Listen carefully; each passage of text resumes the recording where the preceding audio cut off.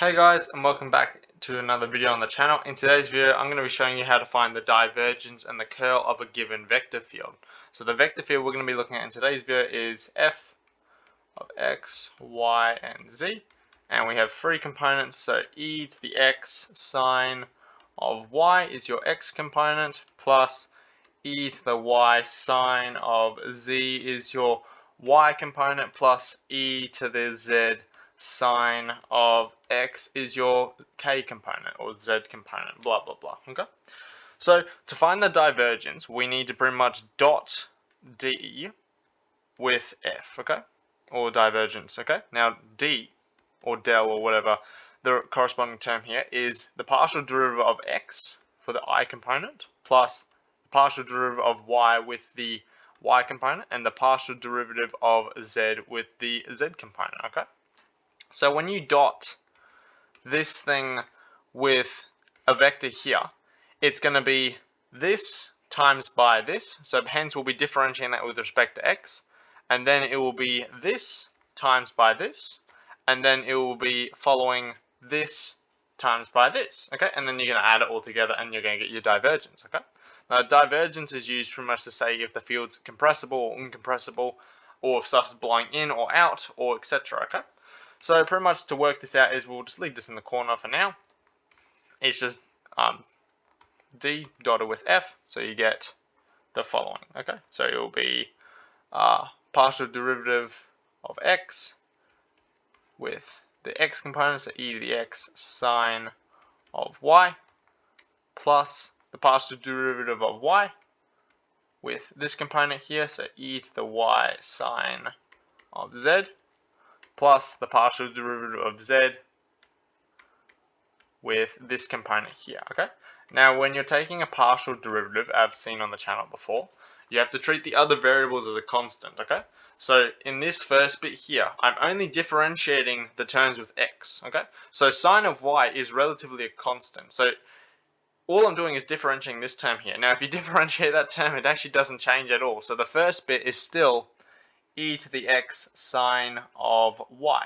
Okay, so if I just leave that as y, sorry, plus, now differentiating this bit doesn't change at all because you're differentiating with respect to y, so it's just e to the y sine of z, and then this one doesn't change at all as well because it's e to the z, so it's e to the z sine of x. Okay, so that is the divergence of this vector field. So if you put in a corresponding coordinate in space, a 3D coordinate, it'll tell you whether it's incompressible or blowing in or out of a given field pretty much. Okay, now what we're going to do now is calculate the curl. So it's now going to be the cross product, so it'll be d crossed with f. Okay, so the way we set this up is pretty much, alright, it's going to be finding the determinant of a 3x3 matrix, so you do square brackets and you have I, j, and k.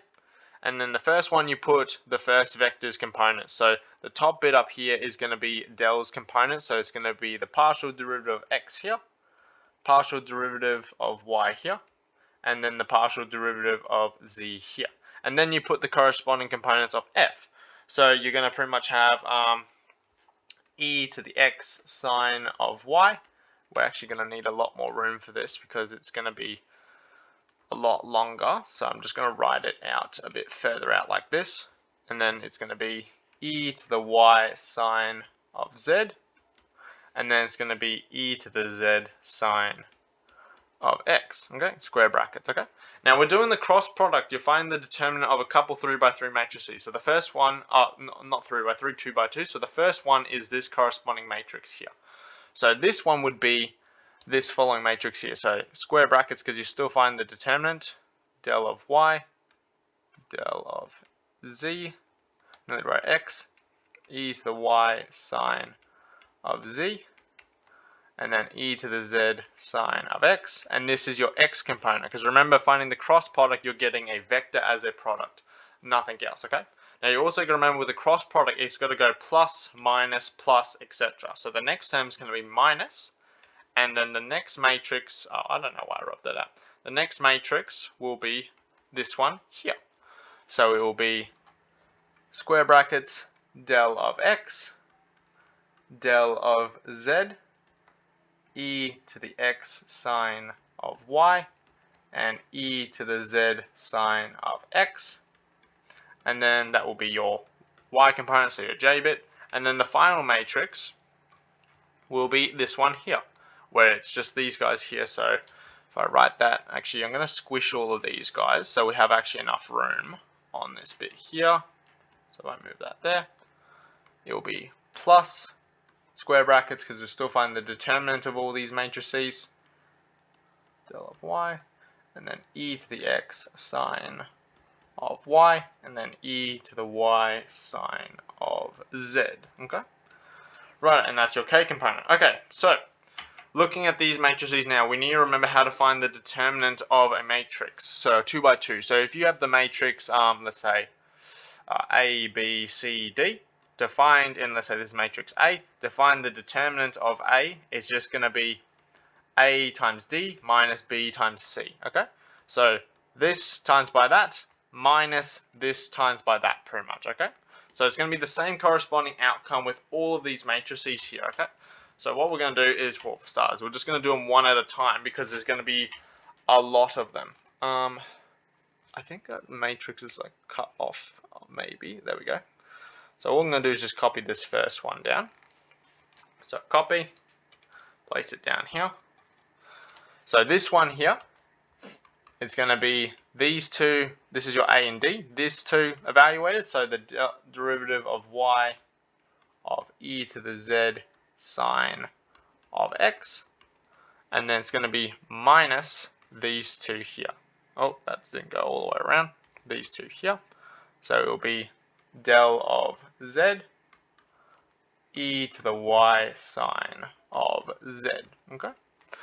Now, with these guys here, basically you've got to do them very slowly, because remember, the other variables that aren't being differentiated are constants. Okay? So all we got to do is analyze in here. Now we can see there is no y's in this component here, so the derivative with respect to y of this thing here is just 0. Okay? So what we get is 0 minus, now we do have a z in here, we can see straight away. So now we got to differentiate sine. So if you differentiate sine, you get cos. So this whole thing is going to be 0 minus e to the y cos of z. Okay? So that's your first bit here. This is your I component. Okay? Now your next bit, this matrix here, we've got a negative in front of it that's going to be affecting the entire determinant. So just go copy, place it here. So just chuck a negative right at the front and then square bracket. So now it's going to be these guys times, so it'll be del of x e to the z. I nearly wrote x, I keep writing nearly x, and then they turn to wonky z, so e to the z sine of x. Subtract these guys here, so it'll be del, oh, there's a bracket here, del of z of e to the x sine of y. And then put brackets around everything. Okay? Now we've got to do it pretty slowly, just like before. Differentiating here, you can see there's an x. So if you differentiate sine, you're going to get cos. So you're going to have a minus, and then you're going to have e to the z cos of x.